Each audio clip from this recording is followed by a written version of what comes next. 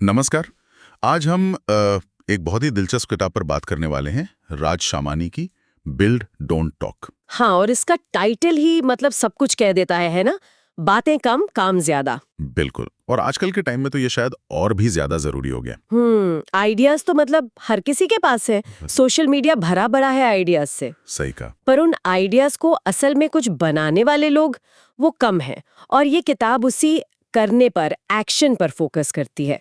तो आज हम यही कोशिश करेंगे इस किताब से वो खास बातें, वो सबक निकालें जो शायद हमें स्कूल कॉलेज में नहीं सिखाए जाते। हाँ, वो प्रैक्टिकल चीजें जो असल जिंदगी में आगे बढ़ने के लिए चाहिए। बिल्कुल। ये देखेंगे कि सिर्फ सोचते रहने से या बातें करने से कैसे आगे बढ़कर असल में कुछ बनाया जाए। तो सवाल यही है कि क्या सिर्फ सपने देखना काफी है या उन सपनों को हकीकत बनाना जरूरी है? मुझे लगता है ये किताब एक तरह से जगाती है, बताती है कि असली खेल तो एक्शन लेने में है। हाँ, तो चलिए सबसे पहले और सबसे बुनियादी सबक से ही शुरू करते हैं, जो किताब का नाम भी है, बातें बंद काम शुरू। Stop talking, start doing. एक अच्छा आइडिया होना एक बात है, पर उसे हकीकत बनाना वो बिल्कुल दूसरी बात है। जमीन आसमान का फर्क है। और किताब कहती है परफेक्ट होने का इंतजार मत करो, बस शुरू कर दो। ये बहुत बड़ा पॉइंट है। हाँ, क्योंकि देखिए किताब सिर्फ ये नहीं कहती कि शुरू करो, वो इस बात पर जोर देती है कि ये जो परफेक्ट का इंतजार है ना, हाँ, यही अक्सर सबसे बड़ा दुश्मन बन जाता है। हाँ। लोग सोचते रहते हैं, प्लानिंग करते रहते हैं, सब कुछ सही हो जाए तब करेंगे। और वो सही समय कभी आता ही नहीं। हाँ। तो किताब का तर्क है कि एक छोटा सा, शायद अधूरा सा कदम उठाना भी सिर्फ सोचते रहने से लाख गुना बेहतर है। Execution is the game. और ये जो सोच है कि मेरा आइडिया बहुत क्रांतिकारी, बहुत बड़ा होना चाहिए, ये भी एक तरह का फंदा है ना। बिल्कुल है। किताब शायद यही इशारा करती है कि अक्सर वो लोग ज्यादा कामयाब होते हैं जो छोटे, साधारण से दिखने वाले आइडिया पर काम शुरू कर देते हैं। क्यों? क्योंकि वो बस शुरू कर देते हैं। हाँ। क्योंकि वो काम करते हैं, वो असल में कुछ बनाते हैं, फिर फीडबैक लेते हैं, सुधार करते हैं, सीखते हैं। अच्छा। जबकि वो बड़ा क्रांतिकारी आइडिया वाला शायद प्लानिंग में ही या फंडिंग ढूंढने में ही उलझा रह जाता है। सोचिए कोई है जो सालों से सोच रहा है कि एक बेहतरीन ऐप बनाएगा, सारे फीचर्स प्लान कर लिए, और दूसरा वाला एक बेसिक सा वर्जन बना के लॉन्च कर देता है, यूजर से सीखता है, धीरे धीरे बेहतर बनाता जाता है। कौन जीतेगा रेस? जाहिर है दूसरा वाला। बिल्कुल। हाँ, तो पहला सबक एकदम साफ है। आइडिया की चमक से ज्यादा जरूरी है उसे जमीन पर उतारने का मादा, वो करने का जज्बा। हाँ जी। अच्छा, अब आते हैं दूसरे सबक पर। ये वो चीज है जो अक्सर हमारी शिक्षा में, हमारे समाज में कहीं पीछे छूट जाती है, पैसे का महत्व। Money matters. ओ, ये तो वाकई एक दुखती रग है। हाँ जी। हमें स्कूल में इतिहास, भूगोल, साइंस सब पढ़ाया जाता है। हाँ। लेकिन पैसा कैसे काम करता है, उसे मैनेज कैसे करना है, उसे बढ़ाना कैसे है, ये बातें गोल कर दी जाती हैं। सही कहा। किताब इस पे बहुत जोर देती है। एक लाइन है उसमें कि अगर आप पैसे को कंट्रोल नहीं करोगे तो पैसा आपको कंट्रोल करेगा। ये गहरी बात है। और ये सिर्फ कमाने के बारे में नहीं है, सही कहा। नहीं, बिल्कुल नहीं। ये पैसे के साथ हमारे रिश्ते के बारे में है, हमारी मानसिकता के बारे में है। जैसे कई लोग होते हैं, सैलरी आई नहीं कि खर्च हो गई, महीने के आखिर में फिर परेशान। हाँ, और किताब इसी मानसिकता को बदलने की बात करती है। ये सिर्फ गणित नहीं है, ये साइकोलॉजी है। अच्छा, कैसे? किताब कहती है कि पैसे को दुश्मन या बोझ मत समझो, उसे एक टूल समझो, एक साधन। फाइनेंशियल लिटरेसी मतलब पैसों की समझ सिर्फ अमीर बनने के लिए जरूरी नहीं है। ये जिंदगी में स्थिरता और आजादी पाने के लिए जरूरी है। तो प्रैक्टिकली इसका मतलब क्या हुआ? Saving, investing? हाँ, वो तो है ही। जैसे सैलरी आते ही पहले बचत और निवेश करना, फिर बचे हुए से खर्च करना। ये सिर्फ आदत नहीं है, ये पैसे को लेकर आपकी समझ और अनुशासन दिखाता है। मतलब पैसों के गुलाम नहीं, मालिक बनना। बिल्कुल, पैसों के साथ एक हेल्दी रिश्ता बनाना, ये ही नींव है। सही है। पैसों के साथ एक स्वस्थ रिश्ता वाकई जिंदगी की नींव मजबूत करता है। चलिए अब तीसरे सबक की ओर बढ़ते हैं। डिग्री नहीं, हुनर बनाएं। Build skills not just degrees. हाँ, ये बात थोड़ी सी मतलब कंट्रोवर्शियल लग सकती है। हमारे यहाँ डिग्री को बहुत महत्व दिया जाता है, बहुत ज्यादा। और किताब इसे सीधी चुनौती देती है। देखिए, इसका मतलब ये बिल्कुल नहीं कि डिग्री बेकार है। हाँ, वो क्लैरिफाई करना जरूरी है। बिल्कुल, लेकिन किताब का तर्क ये है कि आज की दुनिया में डिग्री सफलता की गारंटी बिल्कुल नहीं है। तो फिर क्या है गारंटी?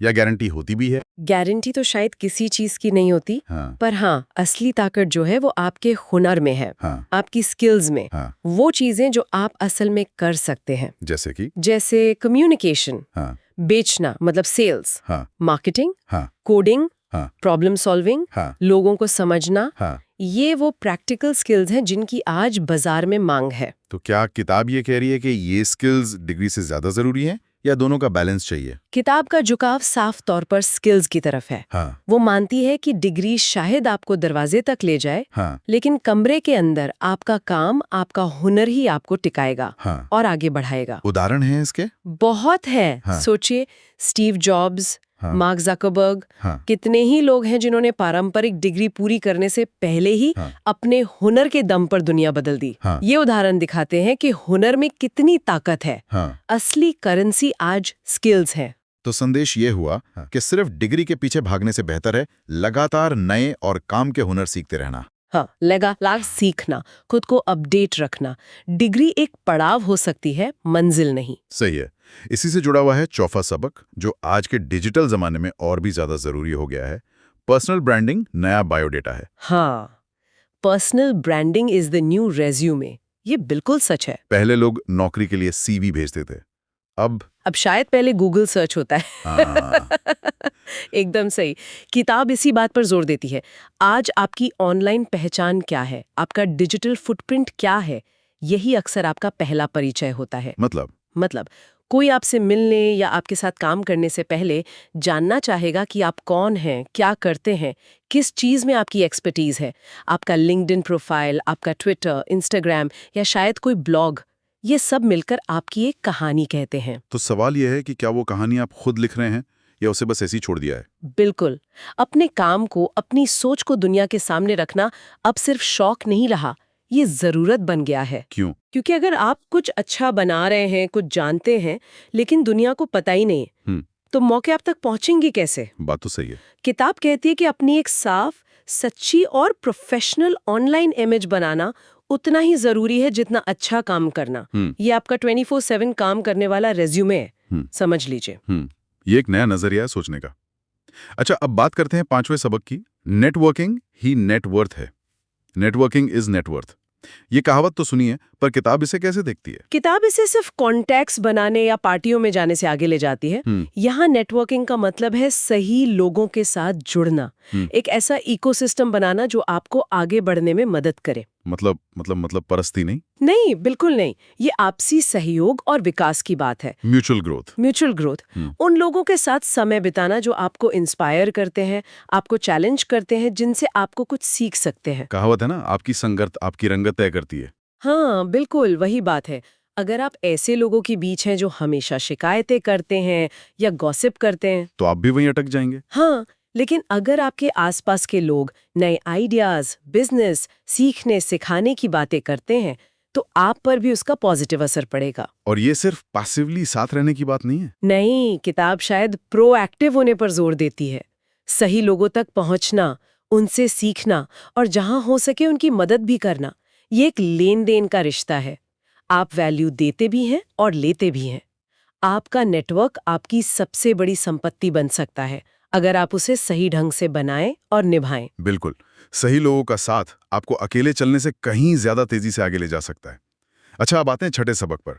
ये थोड़ा सुनने में अजीब लग सकता है। असफलताएं भी डिग्री हैं। Failures are degrees. हाँ, और किताब तो यहाँ तक कहती है कि ये शायद MBA से भी ज्यादा मूल्यवान डिग्री है। अरे, ये तो बड़ी बात है ना? ये एक बहुत शक्तिशाली नजरिया है, खासकर हमारे समाज में जहाँ फेलियर को एक कलंक की तरह देखा जाता है। डरते हैं लोग फेल होने से। बहुत ज्यादा। किताब कहती है कि हर असफलता अपने आप में एक कोर्स है। ये आपको वो चीजें सिखाती है जो कोई क्लासरूम या किताब नहीं सिखा सकती। क्या सिखाती हैं? बाजार की हकीकत, कस्टमर का बर्ताव, आपकी अपनी गलतियां कहाँ हुई, दबाव कैसे झेलना है, ये सब प्रैक्टिकल ज्ञान है। ये सोचने वाली बात है। हम अक्सर असफल होने से इतना डरते हैं कि कोशिश ही नहीं करते। बिल्कुल, लेकिन किताब शायद ये कह रही है कि असफलता अंत नहीं है, ये तो प्रोसेस का हिस्सा है। और इससे मिलने वाली सीख वो स्थायी होती है। यही सबसे जरूरी बात है। अगर आप उस सीख को अपना लेते हैं तो अगली बार आप ज्यादा समझदारी से काम करेंगे। कोई उदाहरण? मान लीजिए किसी ने एक रेस्टोरेंट खोला और वो नहीं चला, हाँ। तो उसे समझ आया कि लोकेशन क्यों गलत थी, मेन्यू में क्या कमी थी, मार्केटिंग कैसे बेहतर हो सकती थी। ये ज्ञान, ये फेलियर MBA उसे अगली कोशिश में सफल होने में मदद करेगा। तो गिरना बुरा नहीं है? गिर के वहीं पड़े रहना बुरा है। वाह, असफलता को देखने का ये नजरिया वाकई बदल सकता है।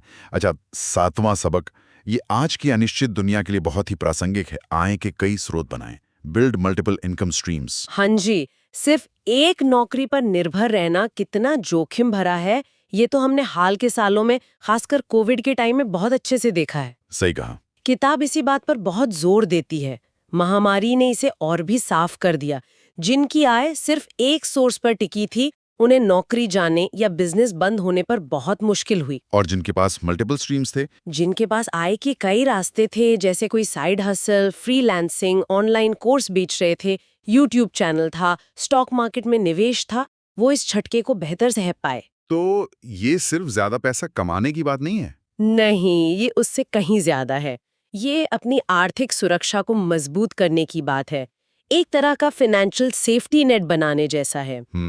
आय का विविधीकरण, मतलब डाइवर्सिफिकेशन, आपको किसी एक सोर्स पर पूरी तरह निर्भर होने के जोखिम से बचाता है। और किताब शायद ये भी सुझाव देती है कि अपने हुनर का इस्तेमाल करके नए रास्ते खोजे जा सकते हैं। बिल्कुल। अगर आप अच्छा लिखते हैं तो फ्रीलांस राइटिंग कर सकते हैं। अगर आप किसी विषय के एक्सपर्ट हैं तो ऑनलाइन कंसल्टिंग या कोर्स बना सकते हैं। संभावनाएं आज के दौर में बहुत हैं। तो एक मुख्य काम के साथ साथ आय के दूसरे स्रोत बनाना, ये आज के समय की जरूरत है। बिल्कुल, फ्यूचर प्रूफिंग कह सकते हैं इसे। अच्छा, अब आते हैं 8वें सबक पर। ये भी सोशल मीडिया के इस दौर में बहुत सटीक लगता है। दिखावे से पहले बनाएं, बिल्ड बिफोर यू ब्रैग। हाँ, ये बहुत महत्वपूर्ण है। आज हम एक वैसी दुनिया में जी रहे हैं जहां लोग अक्सर, मतलब अपनी असलियत से ज्यादा बढ़ा चढ़ा कर दिखाते हैं। शो ऑफ जिसे कहते हैं। हाँ, सोशल मीडिया पर सफलता का दिखावा करना बहुत आसान है, लेकिन असल में कुछ ठोस बनाना वो मुश्किल है। किताब इसी फर्क पर उंगली रखती है। मतलब असली फोकस काम पर होना चाहिए, परिणाम पर, ना कि सिर्फ बातें बनाने या शो ऑफ करने पर। एकदम। किताब का संदेश साफ है, चुपचाप मेहनत करो, कुछ बनाओ और फिर तुम्हारा काम खुद बोलेगा। पहले बनाओ फिर बताओ। बिल्कुल, बिल्ड फर्स्ट ब्रैग लेटर। अगर ब्रैग करना भी है तो असली सम्मान और पहचान टिकाऊ काम से मिलती है, खोखले दावों से नहीं। हाँ, जो लोग सच में कुछ बनाते हैं, उन्हें ज्यादा ढिंडोरा पीटने की जरूरत नहीं पड़ती। उनका काम ही उनकी कहानी कहता है, सब्सटेंस ओवर स्टाइल। ये याद रखने वाली बात है। नींव मजबूत होगी तभी इमारत टिकेगी। अच्छा, अब 9वें सबक पर आते हैं। लंबी अवधि की सोचें, थिंक लॉन्ग टर्म। हाँ, सफलता रातों रात नहीं मिलती। ये जो गेट रिच क्विक वाली मानसिकता है ना, हाँ, आजकल बहुत है। किताब इसके बिल्कुल खिलाफ है। वो कहती है कि सफलता एक मैराथन है, स्प्रिंट नहीं। मतलब धैर्य चाहिए और लगातार मेहनत। बिल्कुल, धैर्य, अनुशासन और लगातार मेहनत। यहाँ पर वो चीनी बांस के पेड़ का उदाहरण बहुत अच्छा लगता है। हाँ, वो सुना है मैंने। क्या है वो? वो चीनी बांस का पेड़ जब लगाया जाता है तो पहले 5 साल तक जमीन के ऊपर कुछ खास नहीं उगता। 5 साल? हाँ, ऐसा लगता है कि कुछ हो ही नहीं रहा, लेकिन असल में वो जमीन के नीचे अपनी जड़ें फैला रहा होता है, खुद को मजबूत कर रहा होता है। अच्छा। और 5 साल बाद जब जड़ें मजबूत हो जाती हैं तो कहते हैं कि वो सिर्फ 6 हफ्तों में 90 फीट तक ऊंचा हो जाता है। अरे वाह, कमाल है। तो मतलब क्या हुआ?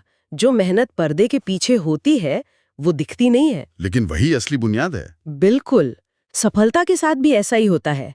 सालों की मेहनत, सीखना, गलतियां करना, टिके रहना, ये सब वो जड़ें हैं जो मजबूत होती हैं।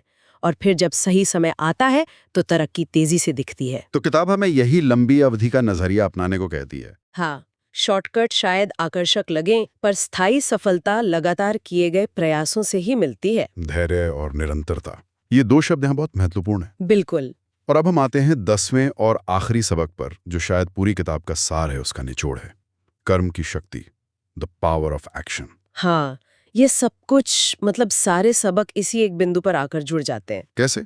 बातें करना, योजना बनाना, सपने देखना, ये सब जरूरी है, अपनी जगह पर ठीक है, लेकिन जब तक आप कर्म नहीं करते, एक्शन नहीं लेते, कुछ नहीं बदलता। कुछ नहीं बदलता। किताब बार बार कहती है स्टॉप टॉकिंग, स्टार्ट बिल्डिंग, बनाना शुरू करो। इतिहास भी तो उन्हीं को याद रखता है ना जिन्होंने कुछ किया। बिल्कुल, सिर्फ बातें करने वालों को कौन पूछता है। सही बात है। सोचिए, एलन मस्क अपने रॉकेट्स और कारों के लिए जाने जाते हैं, विराट कोहली अपने खेल के लिए, डॉक्टर अब्दुल कलाम अपने वैज्ञानिक कामों और लीडरशिप के लिए। ये सब वो लोग हैं जिन्होंने अपने विचारों को कर्म में बदला, काम करके दिखाया। हाँ, कर्म ही आपकी असली पहचान है। शब्द तो हवा में उड़ जाते हैं, लेकिन आपका बनाया हुआ काम वो ठोस रहता है, वो दिखता है। तो पूरी किताब का निचोड़, सार, एसेंस यही है। सोचो, प्लान करो, लेकिन सबसे ज्यादा जरूरी है करो, एक्शन लो। कर्म ही है जो विचारों को सार्थकता देता है और सपनों को हकीकत बनाता है। तो ये थे राज शामानी की किताब बिल्ड डोंट टॉक से निकाले गए कुछ बहुत ही अहम सबक। सार एक ही है, बातें कम, काम ज्यादा। Action speaks louder than words. और याद रखने वाली बात यह है कि सपने और आइडिया तो लगभग सबके पास होते हैं, वो बहुत कॉमन है। हाँ, ये तो है। जो चीज अनकॉमन है, रेयर है, वो है उन पर लगातार काम करने का जज्बा, वो अनुशासन। यही चीज फर्क पैदा करती है करने वाले और सिर्फ सोचने वाले में। तो अब ये सुनने वाले पर है कि वो कौन सा रास्ता चुनते हैं। क्या सिर्फ सोचते रहना है, बातें करते रहना है, या फिर आज ही कोई छोटा सा कदम उठाकर कुछ बनाने की शुरुआत करनी है। चुनाव हमेशा हमारे हाथ में होता है। उम्मीद है कि ये चर्चा, ये बातें कुछ करने की प्रेरणा देंगी। बिल्कुल। और जाते जाते एक सवाल सबके लिए छोड़ जाते हैं, सोचिएगा इस पर। हाँ, आज आप अपनी जिंदगी में वो कौन सा एक छोटा सा ठोस कदम उठा सकते हैं जो सिर्फ एक बात ना रहकर कुछ बनाने की दिशा में पहली ईंट साबित हो। सोचने वाली बात है। इस पर जरूर गौर कीजिएगा।